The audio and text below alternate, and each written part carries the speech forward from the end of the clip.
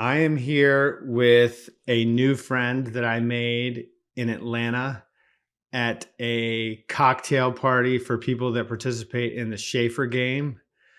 Bonnie Gellas from New York City. Welcome to the Setting Trick. Thank you. It's great to be here. And flattering. Well, we kind of hit it off at that cocktail party. And you said something in particular that really caught my ear. And so I just wanted to kind of elaborate on, what was the start of a good start. Okay. And what you said was that I think you said that you teach beginners in the city.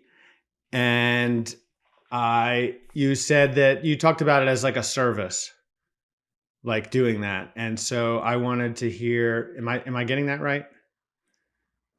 I'm not sure I would use the word service. Okay. I love teaching bridge to people who are interested in learning the game, who know nothing about it, because it's so wonderful to see the light bulbs go off in their heads when they begin to understand the concepts and begin to see how much fun playing bridge can be. And as many people as I can spread that to, I'm happy to do it. And I get a lot of enjoyment from it. I get positive feedback from people that I'm very clear in my explanations, and they get it, and they want to go forward, and they keep moving forward. So I'm trying to think. I guess I started teaching bridge at the club maybe 8 or 9 years ago. And I was transitioning from my professional career to finding something else. And I told the club owner, you need me to teach. And my mother would love for you to hire me because she always wanted me to be a teacher. And when I graduated college, I became a teacher and I hated every minute of it. And as I matured in life, I find that I am a good teacher in teaching people how to do something. I am not a good teacher of facts of history. So teaching bridge to me is teaching a skill, and I love doing it, and I see it as a process of teaching people a skill. So I look around the bridge club and I look around tournaments now and I go, oh, they were in my beginner class. They were in my beginner class. They came up through beginner class, and it's a great feeling. And believe me, I'm not saying I'm the only one. Anyone who teaches beginners feels this way, and the pride of seeing their students progressing into the 750 game or to the open game or a national event. So it's great. It's very rewarding. And I find it very creative. Are you teaching currently? I am teaching privately currently. I'm not teaching at the club. At the club, I'm running a game for players with fewer than 300 points. And it's before the pandemic, I had started with a 0 to 5 game that grew to a 0 to 20, that became a 49er game, that became a 99er game. And up until the time of the pandemic, I had grown, I think, to a 199er game. And we would have anywhere between 12 and 16 tables at the club on Wednesday afternoons when I ran the game. It's kind of fallen apart and people haven't really all come back yet, but it was a strong game that people looked forward to playing in, and they didn't feel the pressure. I don't want to go into the other room. The people there aren't nice and they're too hard and they're going to cream me. I just want to stay here. So that's also very rewarding. So we're trying to build the game up now and get it back. What did you do when people would have too many points to play in that game? They would beg me to raise the master point limit. And if there were enough, we did. But a lot of them by that time were ready to move into the structure at the club. There was the 199er game, and then there was a 750 game. And then there was an easy section and a hard section in the open game. So they weren't thrown from my game into playing against national level players. And Yeah. it was a good feeder program for the club. And that's what we need in bridge, feeders. So you say you're teaching privately now. What does that Yes. what does that look like? During the pandemic, I taught online, and at the time I started Swan, and trying to think what the other bridge ones are that had the video part of it. I used VBO and Zoom running in the background so we could all see each other. And I have uploaded, I don't know how many sets of files of lesson hands. And so we talk about whatever the topic is for the day, and they get a handout. I call it your weekly cheat sheet that helps prompt them through understanding what it is. And then we physically play the hands online. Starting but now to go back to live lessons at people's apartments. And it will be, basically the same format. We chat about what the topic is. We drink coffee. We tell jokes. We go over the information, and then we play hands. So, and each week that we do a topic, it builds on what went before. So if they're, this is going to sound not advanced to you, but to them, basic cubiting, a basic cubiting structure to show a decent hand. This is not the beginners, obviously. Right. If we have also been working on defensive card play and signaling, they have to do that. They can't just say, "Oh, it's not my hand to play. I don't have to do anything." So we review everything, building up as we go along. It's fun. And you teach people from scratch. I do teach people from scratch. Last fall, I was contacted by a private social club in the city to come and teach absolute beginners at their club. And I did that in the fall. And when I say absolute beginners, when I start teaching absolute beginners, we start by playing war, which also is not rocket science to people, to just get the idea of taking tricks. Right. And then we play war with a partner, and then they play war, but then they have a dummy. So they get a sense for the mechanics of how the game works. And some of these people had a problem with war. I mean, I really had my work cut out for me.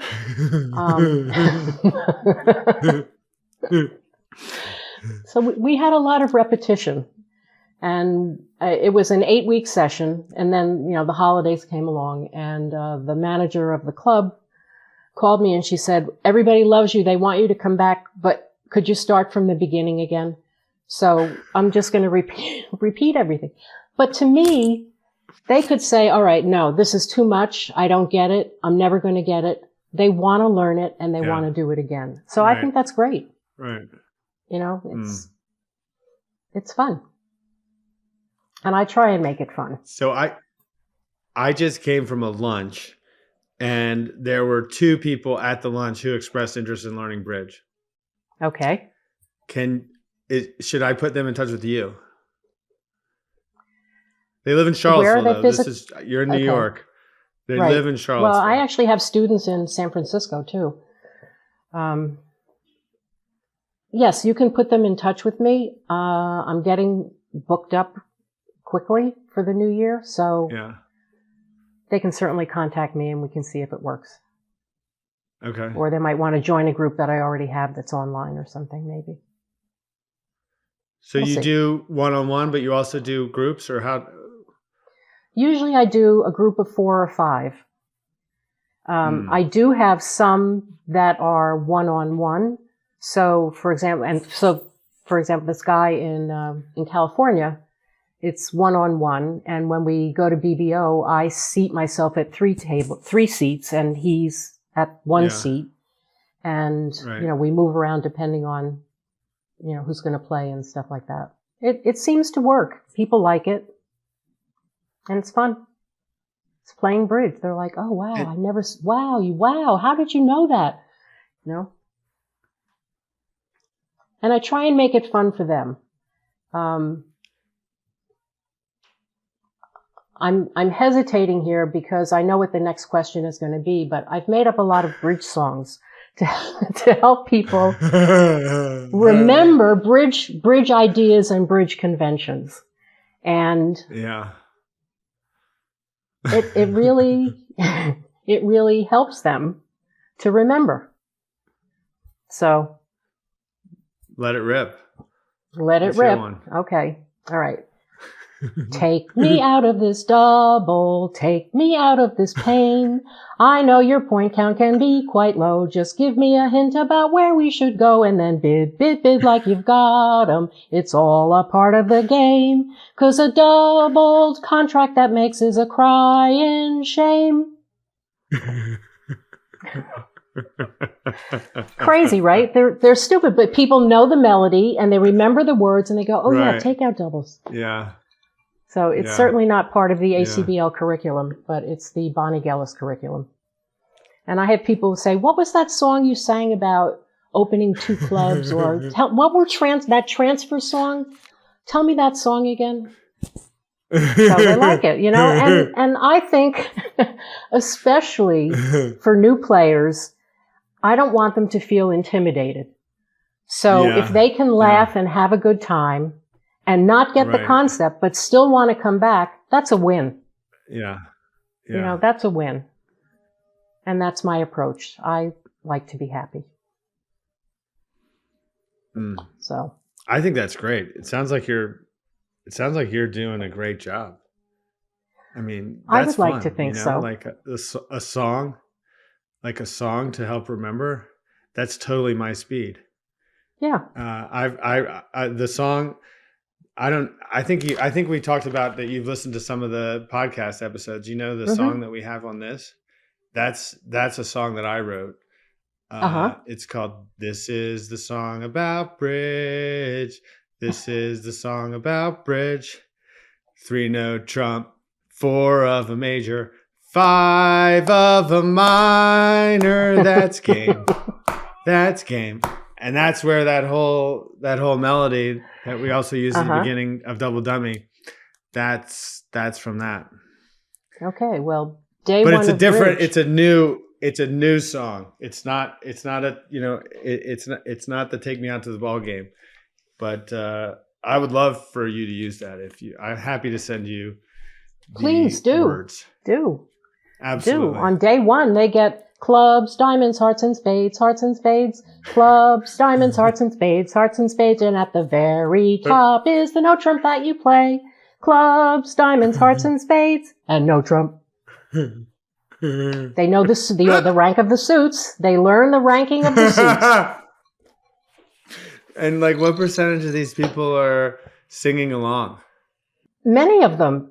They come back and they say, tell me, write those words down. And I mean, yeah, they really like it. And it works with adults. It works with kids. It works, you know, it's just, it lightens up the whole atmosphere of learning a game that is really overwhelming. Yeah. And it's my creative outlet. So there. So that's what I do. What's your first lesson? Like you do the war. We do war. Then we work on bidding no trump. Because trump bidding is easily quantifiable. And they can get the concept of finding out through this conversation of no trump. You know, they teach them points, you know, and a target that they're looking for to be able to make a certain number of tricks.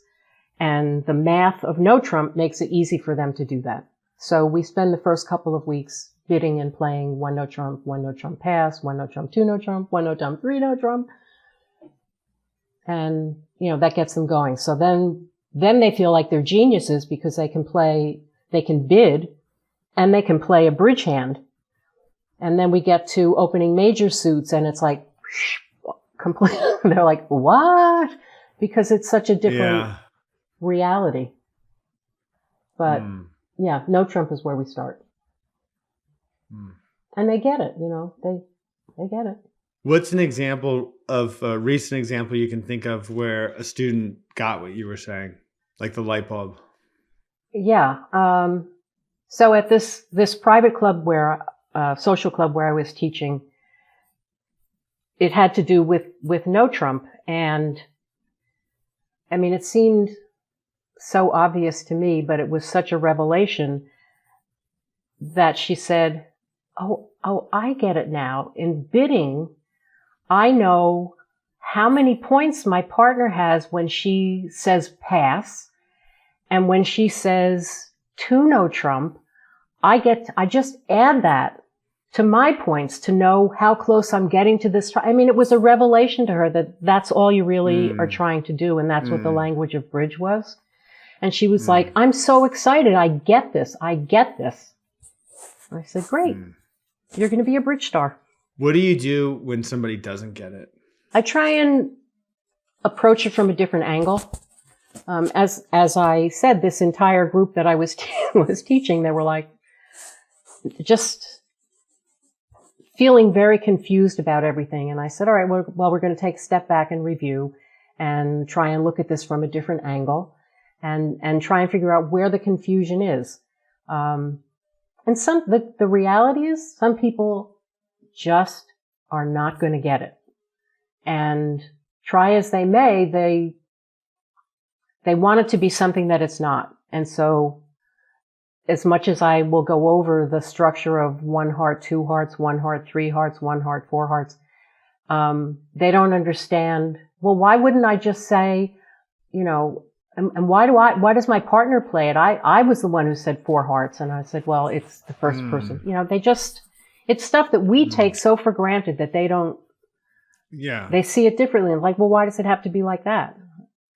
And also helping them to understand that bridge is a set of protocols, and they are protocols that everybody follows in the bidding. And when there's an exception that's not standard, you need to tell people about it. Well, why do you have to do that? Wouldn't it be better if you could do stuff that they didn't know? Yes, it would, but that's not what bridge is. It's a very ethical game. It's a very, everybody's allowed to know what everybody else is doing, and we still get it wrong. So, it's fine. But those are hard concepts for people who don't play cards to understand. And how did you get into, I know you wanted for your mom's sake to be a teacher, but how did you get into teaching bridge proper, like, as it were? I was looking for something to do as I was winding down my professional career. And I approached the owner of the bridge club and said, I know you have a curriculum that you teach here. I said, I don't think, I know I will be an excellent bridge teacher. I said, it's just, I'm very good at teaching people how to do things. And it would be to your benefit to give me a try. And I think I had to run back at it, 3 or 4 times before they finally caved in and said, okay. And then I'm going to just brag and say when they did surveys of teachers, I was always ranked the highest of the teacher staff that they had. So my mother was so proud. I think that's she was still alive? No. In heaven. In heaven. In heaven, she was shining down. Did you use their curriculum? I did. And I mean, I still, I've tweaked it for my benefit and for how I've seen that people respond and the amount of time that they need to absorb a concept. The original curriculum that I was teaching was, each week was a new topic, and it just was too much for people to absorb that quickly. So I've slowed it down and put in more playing time, practice hands. Rather than trying each week to say, okay, now we're going to add another concept here, and now you're going to do this. Before we start today, let's play some review hands and see what we remember and build from there. And that seems to be working better for me. I played bridge yesterday with some friends who are enthusiastic, but relatively inexperienced, and they don't play duplicate. So we were just playing at one of their houses, and we were just playing social bridge with kind of pseudo rubber scoring, but not really even really scoring. And there was a hand where my partner, I opened the bidding a heart, and my partner bid 1 no trump, and I bid 3 no trump. And I had ace king to 6 hearts, and she had queen third of hearts. And so she needed to take 6 heart tricks. She had 9. She had 9 tricks. She had the ace king of clubs and the ace of diamonds, and she needed to take 6 hearts. And so she won the opening lead in dummy, and then she played a heart to the queen, and they both followed. And now she played 2 more rounds. No, that she played, I forget what she did, but she eventually, she never took all of the hearts. Did she block the suit? So, no. No? It was ace king 10-6 opposite queen third. So she played like a heart to the queen and then a heart to the ace, and my lefty showed out. And so I attempted to explain to her, what she needed to do. And I said, the way that I distilled it, I was like, it was hard to know that all those hearts were good.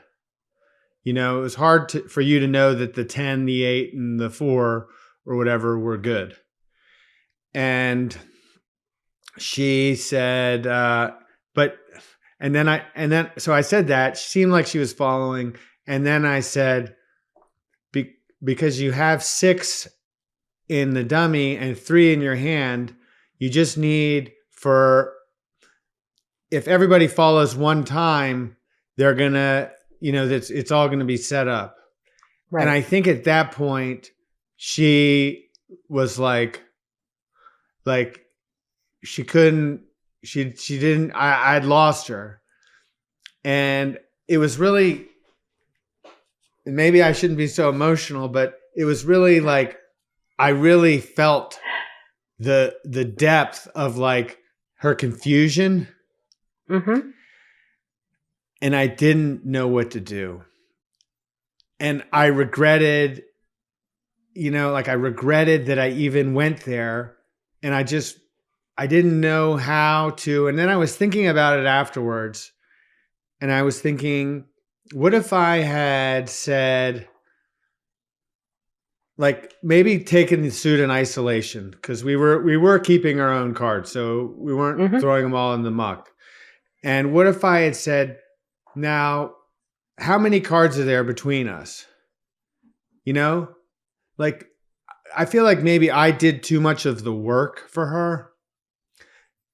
By like, I took some shortcuts, 6 and 9, 13, all that. And that, I feel like maybe that's where I lost her. But I just want to know, how would you, like, it was really tough. Like, I hated it. I hated that she seemed confused. And I really wanted to, like, maybe I should have backed up and said, okay, let's start over. But I didn't know what to do in the moment. And then I started she wasn't like upset, but I could tell that she wasn't following me. Right.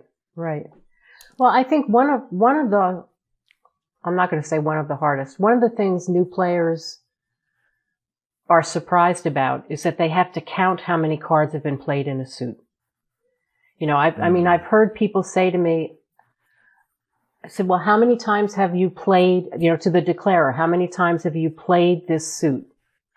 I don't know. I said, okay, so one of the things we have to start working on is there's 13 cards in every suit, and every time a card gets played and everybody follows, 4 are gone, and 4 from 13 are 9. And I've run into the same situation you are, where people say, well, I don't know how many there are. And I said, all right, well, a basic thing of bridge is being able to count to 13. And we all know we can do that. So when you play from now on, I don't care how long it takes you, I want you to count how many cards are in the suit. And when you look at a suit contract, how many do you and your partner have? How many are left in the opponent's hands? And before you play anything, try and figure out how many cards the opponents have in each suit.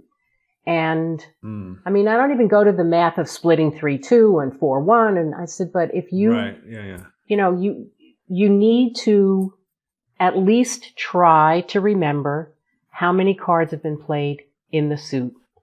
And that will help you make more tricks because you're going to know where the extra things are. And it takes them a really long time to get that.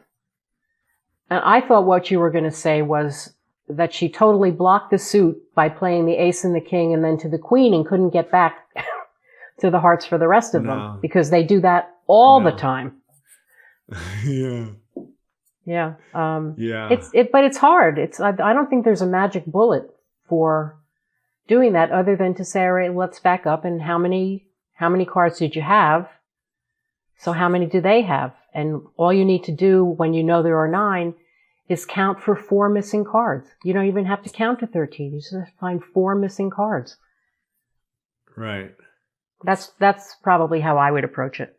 I imagine you get some resistance when you tell people that they have to count. Like people are like, "Whoa, yes. No way!" What do you mean I have to count? Don't you just play cards? I said, well, yes, you can. I said, you can play bridge at any level and enjoy it. But if you ever expect to play with me, you need to count how many cards have been played in each suit.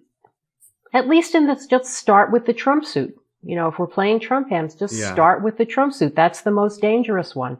And eventually it's going to become second nature to you.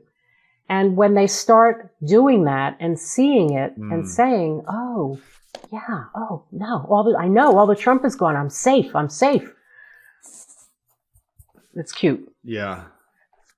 And what's interesting is most of the people I'm teaching now are probably in their 50s, maybe some in their 40s. But there are also people who are taking the game up in their 60s. And that can be very challenging. You know, with the memory issues and trying to remember all the rules and how you do things. It's not like teaching an 8-year-old kid who soaks everything up like a sponge. So there's a lot of repetition and it's fine. It doesn't bother me. You know, if they don't get it, I'm like, all right, plan B. How am I going to approach it this time? I never take it personally. I never think that they're stupid. I was like, okay, it's a hard game. You know, there's a reason why you're struggling. It's just not easy. It's fun, but it's not necessarily easy. And you can enjoy it at any level that you want. You don't need to become a national champion. If you and your friends want to play kitchen bridge and have coffee and eat pretzels and gossip and play bridge, and I give you the mechanics to be able to do that, I'm happy. Because you found something that you enjoy doing. If you want to get better, I'll help you do that too. But you like to see people at the club, like playing in the duplicate games. Like that's is that a goal for you? Yes, I think that if bridge, and you know, this is everybody's topic, if bridge is going to survive, we need more new players. And we need more younger players. I mean, it's great that older people are learning the game, but there's a short tail on that dog. So we need to, you know, get more people involved. I was just communicating with the club. I run the 299er game, and I'm having trouble building it. And I'm not exactly sure why right now. But I do know that the people who come to play are on the older side. It's not younger people.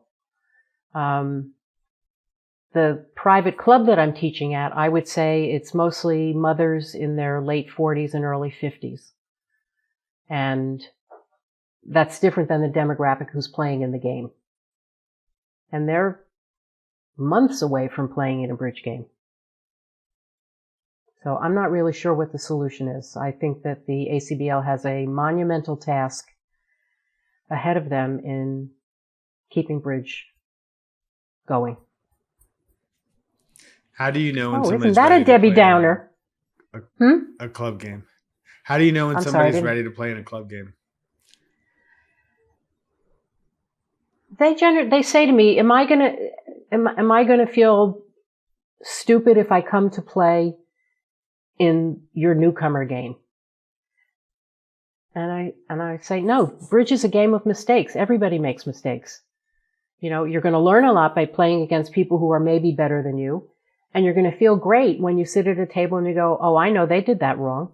I know better than that. I said, so the worst that happens is you spent the afternoon at the club. Why not just try it?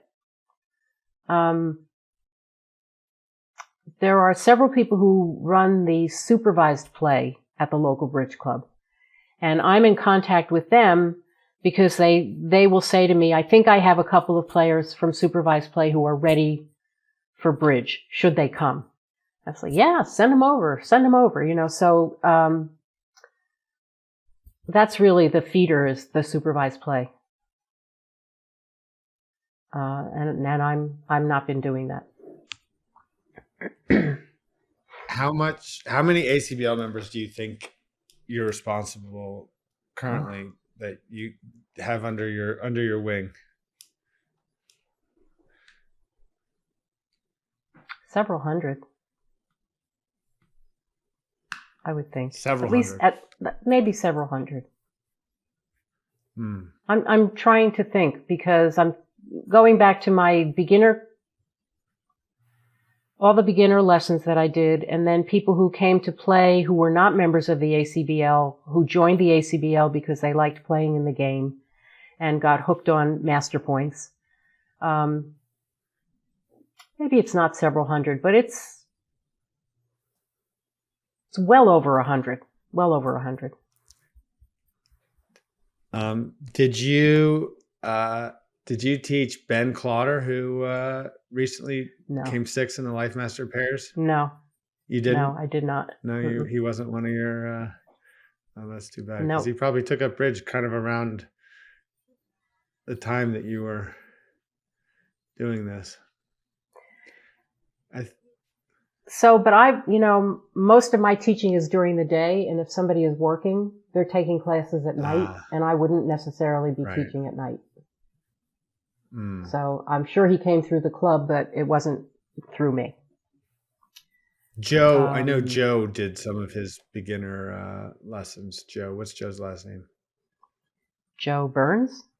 Joe Grew? Yes. Joe Burns. Grew? No, Joe Burns. I'm Joe pretty sure. Burns. Mm-hmm. Joe Burns. Yeah. Yes, Joe has a huge following of students, and he teaches more advanced levels than I generally teach.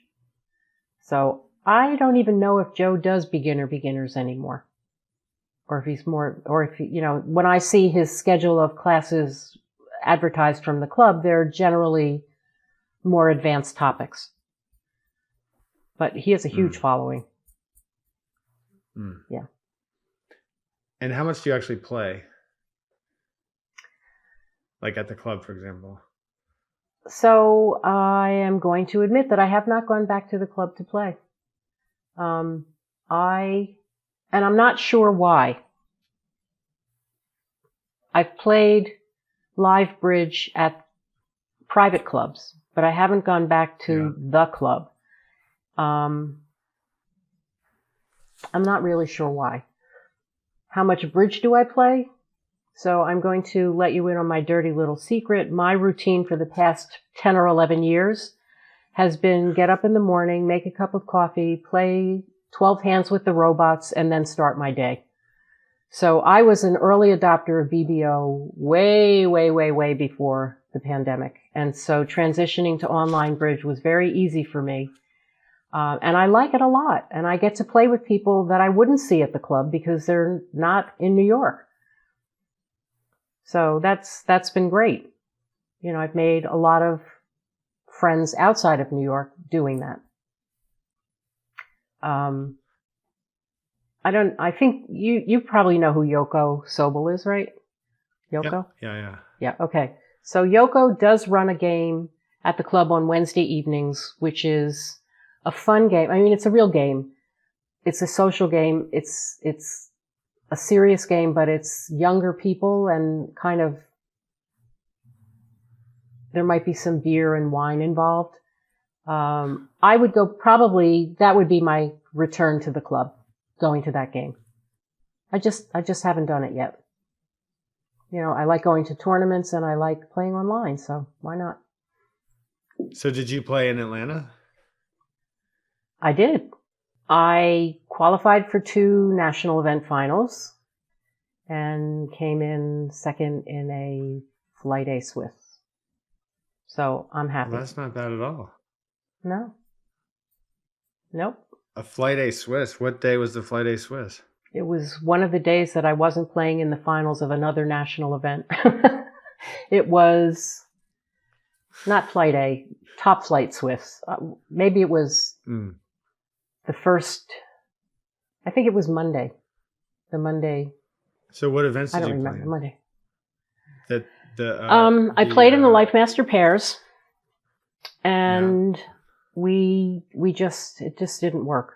Nothing was working. So then we played teams, and then I was going to take 2 days off because I have some childhood friends who live in the Atlanta area who I had reconnected with through Facebook, and we had made plans to go out to lunch. But somebody asked me to play on a team, and that was it. So it was that Sunday that we came in second in the Top Flight Swiss. And then I took Tuesday off, and then I played the Blue Ribbons. Let's get rid of the plural. I played a Blue Ribbon, and then I played a different event, and I played the senior mixed, and the mixed Swiss. It was a lot of bridge. Did you make the finals of the mixed Swiss? Yes, I made the finals of the mixed Swiss, and I made the finals of the mixed senior pairs. So happy with that. Would have been a lot happier making it into the overalls the second day. I've had better tournaments, but I'm not complaining. And my partner was like, what do you mean? We made it to the finals of 2 national events. You stop beating yourself up. So I did. You played with the same partner? Same partner for those events, yes. For those events, I did. Mm-hmm. So what do you tell your students when you get back then? You tell them what you just told me, I guess. They say, how did you do? And I said, I'm pretty proud of myself. I could have done a lot better. How many master points did you get? And then I give them the number, and they're like, wow. So that's really all they want to know. Wow. Ah. Did you tell them they were platinum? In 1 week? Yeah. They don't know. Yeah. They said, what's a platinum point? And I said, you can only get it at the nationals. It's like a dodo bird. It's very rare. Goes extinct. They're like, wow. But, you talk about being proud of students. I have a woman who came up through my beginner classes, played in my 99er and 199er game, and has moved on to play in the 750 games. And she started going to the nationals, I guess, 2 in Providence. I think in Providence was her first nationals. And I said to her, you should try playing Swiss teams.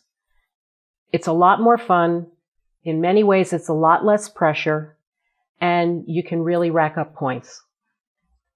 So she and her partner found people to play with, and the first time they played, they were like, okay, this is horrible. I said, no, it's not horrible. Now that you understand the mechanics, and I am pleased to say at this last tournament, she played in 3 different bracketed Swiss, came in first or second in all of them, and went home with 8.5 gold points, and you would have thought that she had been given the Hope Diamond.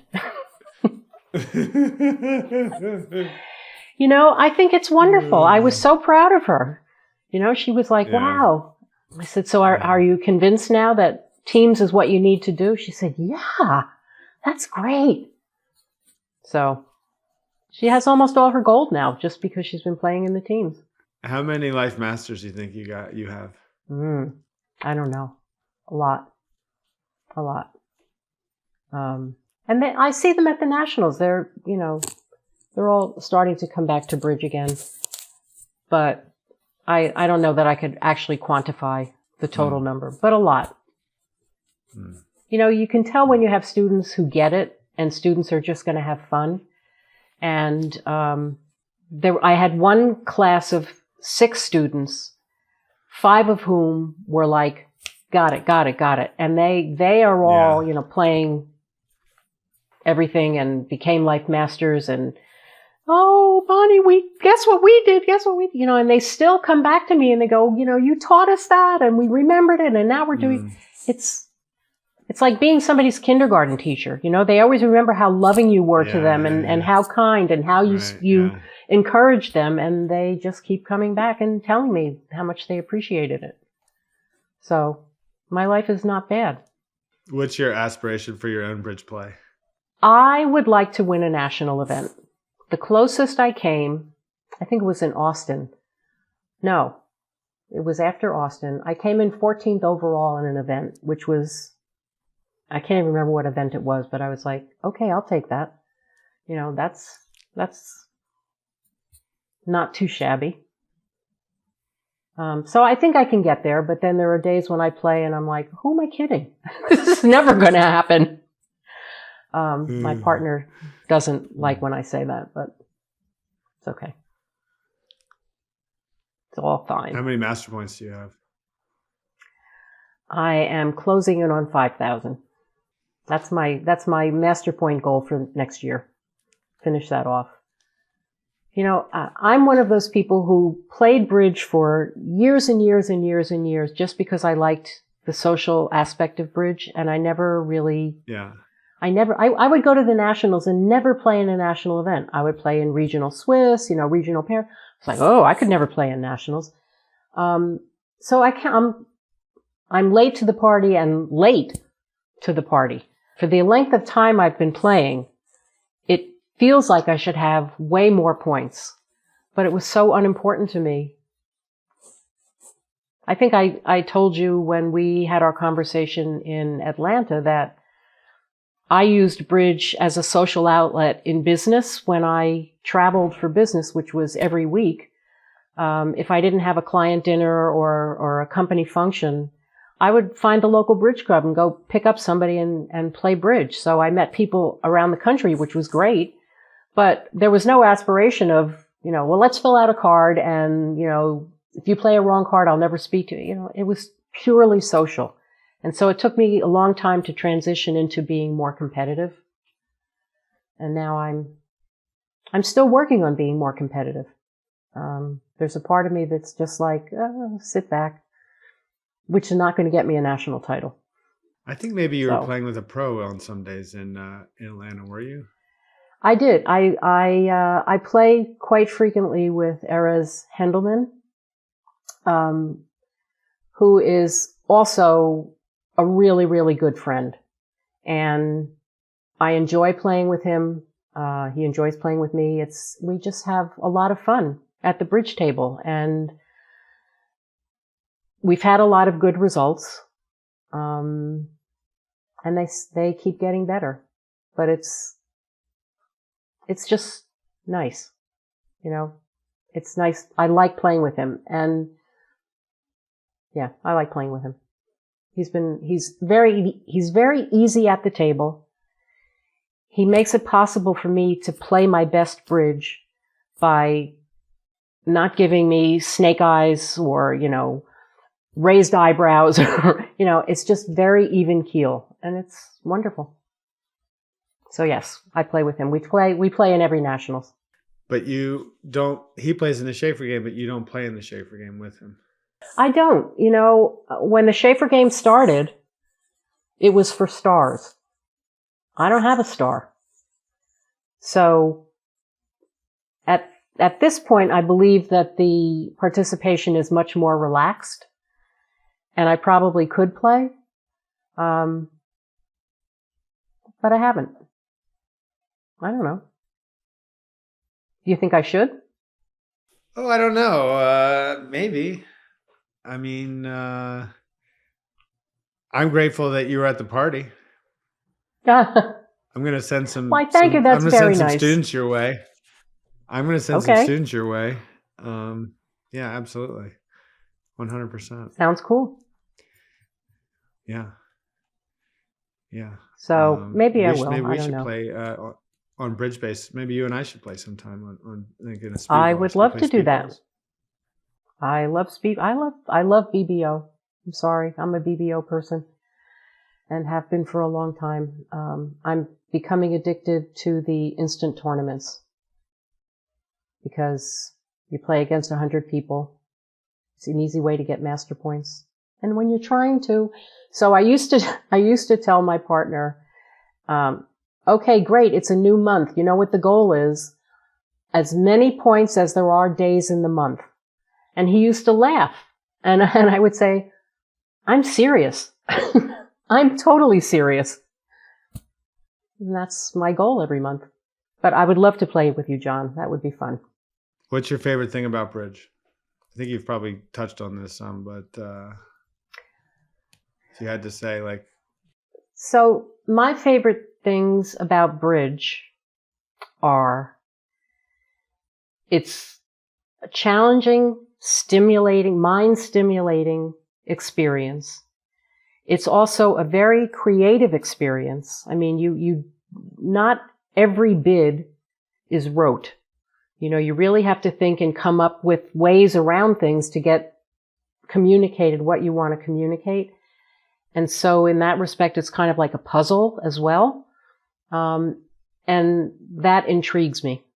That's what I love about the game. I mean, I like meeting new people. I've made, I would say 90% of my adult friends are bridge players at this point. My family has no clue what I do with my life because none of them play bridge or cards. And they're like, oh, where'd you go again? Right. What are you doing? Right. So that's an important part of it. But I think the thing that keeps bringing me back to the table is the mind game aspect of it. And if, you know, I try and tell people, if you like puzzles and you like communication, you know, it's not all math. It's not all probability.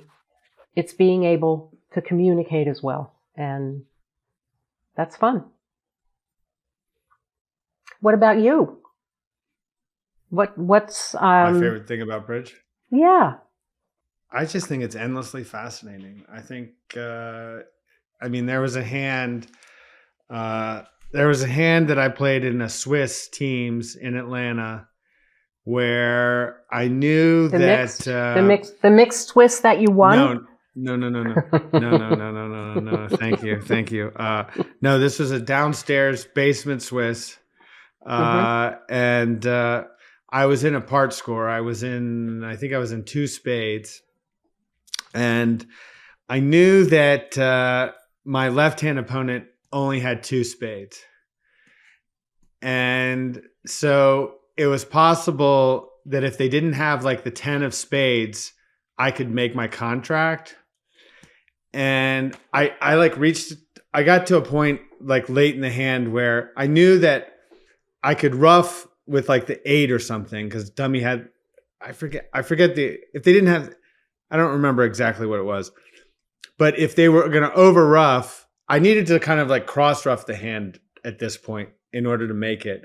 But if they could over rough, I knew they didn't have any more spades. So I was always going to be down 1.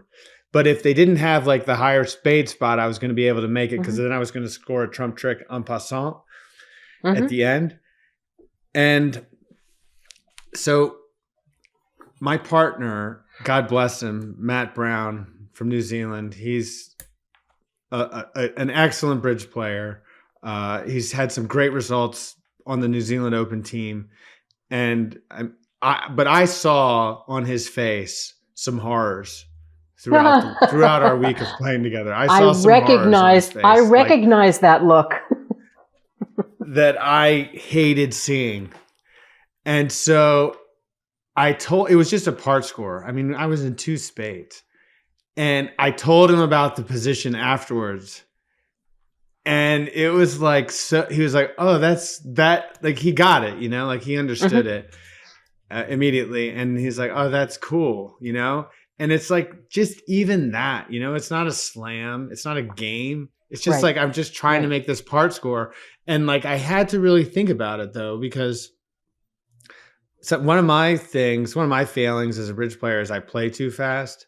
Like Join the club. I don't count. I don't do all the work. And I was really felt called to do a better, like push my edges at this tournament, to do more of the work. And it was really, even though it didn't actually work out, just seeing the position and playing for it was really its own reward, like, and I mean, I've talked to you about this for 5 minutes almost. And, it didn't even come true, but I saw it and,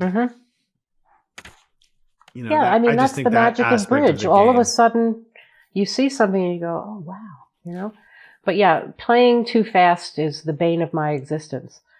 And my partner actually said to me, I saw a different Bonnie Gellas at the table in this event. He said, you were excruciatingly slow. Excruciatingly slow. But I prefer that. Was that Erez that said that? Yeah, of course. Of course. But we also wound up 6th overall going into the second day of the mixed Swiss. So, not mixed Swiss, mixed senior pairs. Mixed pairs, senior pairs, yeah. Which, that was an accomplishment. And then I forget and I, Speedy Gonzalez, and I see a line and I don't consider the others and I just go for it. And that's why I'm not a national champion. Not yet. Someday. Not yet. It's also North American champion. It's different. It's better than national. I know. It's North American. Yeah. Everybody calls it national, but it's actually North American. Well, that's because we have to include Canada and Mexico. Which is great because it's better than the national champion. Yes, it's much continental broader. Title. Much broader. Well, so I got the. Go ahead. No. I was going to say I got the impression that maybe you were concerned. I wasn't going to have any good questions for you. Do you feel like this has been worth your time? Okay, so honesty. I couldn't imagine why you wanted me to be in this podcast. So I was like, what are people like? What are you going to talk about? I said, I'm afraid to ask him. Anyway, it's been great. It was fun. Same. Yeah. Same. Anything else? Any more closing thoughts? Greatest accomplishment as a bridge player? We covered that before. What, I saw that you were in the New York Times bridge column for winning an event, a Pro-Am. Yes, and if you read the article carefully, you could hear the sarcasm in Phil Alder's mind in his writing about a specious bid that I made. It did not go unnoticed or unforgotten. Is that framed? Do you have that framed at your house? I do not. Oh, please. I was in the New York Times bridge column many times. Oh, really? Yeah. The first time that New York used to have a double knockout event called the Von Zedwitz. And then for new players, it was called the Harder Cup.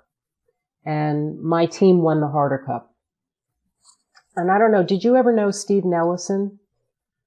No. He passed away, but he was actually New York, New Jersey bridge player who passed away. And one part of his business was making things. Anyway, he had this article imprinted on a piece of brass and mounted on a plaque and gave it to me as my first mention in the New York Times, which I thought was very nice, much nicer than Phil Alder.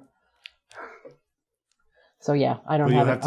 You'll have to send me a photo of that for the show notes. I don't even know if I have it anymore. It's like every time I move, I throw things away and downsize. But no, the Harder Cup was a nice article. It wasn't a she made a stupid bid and they got away with it article. And how did you get into bridge originally? So my mother played bridge with the ladies in the neighborhood. and they had a bridge teacher who came to the house. And so, I mean, this is a very long time ago that this was happening. Nothing new under the sun. And I would sit and listen to what they were doing, and I was kind of fascinated by it. And so the other kids in the neighborhood, we all kind of would go out in the backyard and play our own version of bridge.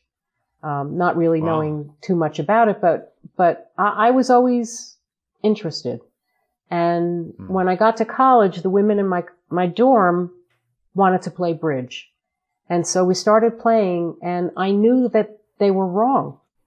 So I switched to pinochle, and I played pinochle for 4 years. And when I graduated, I got into a kitchen bridge game with people from work. And I realized very quickly that I was the weakest player and I needed to start taking lessons. So I found there was this, it's not a company, I don't know what it was. It was called the Learning Annex, and they published a newspaper, and it was all things that you could take lessons about or things that you could do in New York. Yeah. And bridge lessons were listed in there. So I signed up and I started to take lessons.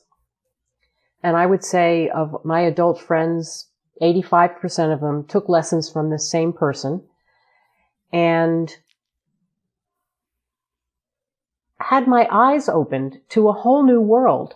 And then there was this room full of bridge tables and people playing cards and stuff. And the instructor would say, someday you'll be in there. And I'm like, well, I don't think so.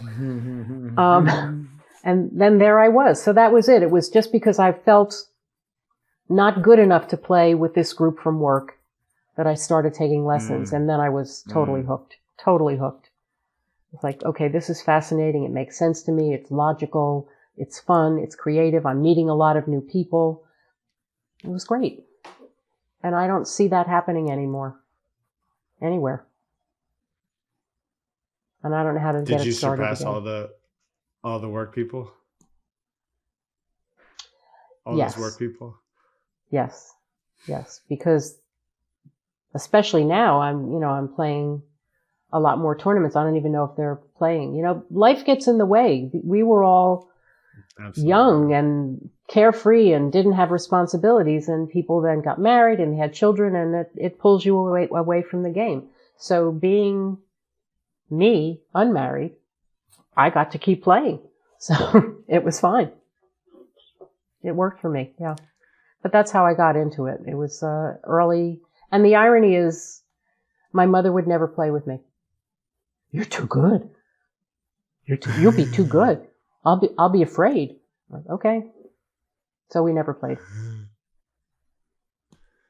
It's funny, right? Do you have a song you can sing us out with? Well, here's one that's in keeping with the season.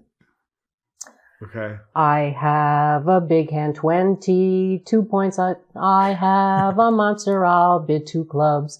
Don't let them pass me out. 2 diamonds is your shout. Then I can tell you what my hand's about.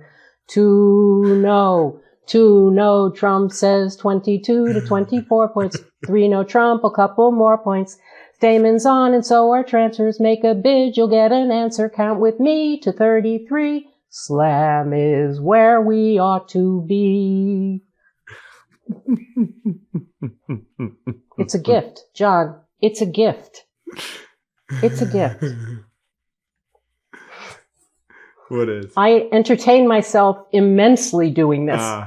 And people would sing that Hanukkah song for us. Is that the Hanukkah song? Havana. No, it's not Hanukkah, but it's a Jewish folk song, dance that they all, you hear it at every wedding you go to on the planet. People dance the hora and sing Havana Gila. That's how I learned it, going to weddings. And that's what I do. All right. Well, it's been a pleasure to have this conversation. I look forward to sharing it with all those people who are going to be fired up to hear. Like you're gonna need to put out an album. I think. That would be fun. How many songs do you think you have? It would. I would be happy to help you. I would have I've recorded some I'm sure I songs have of my about own. 10 or 15. All kinds of topics of bridge. All kinds of bridge topics. I think maybe we should do that. I think maybe that's our next project together. Okay. My students used to say to me, "Can we tape you?" No, you may not tape me. So you are very special to have me recorded here. And hopefully I was not off key. And if I was, too bad. All right, Bonnie 212. I'll be in touch. Okay. Thank you, John. This was delightful.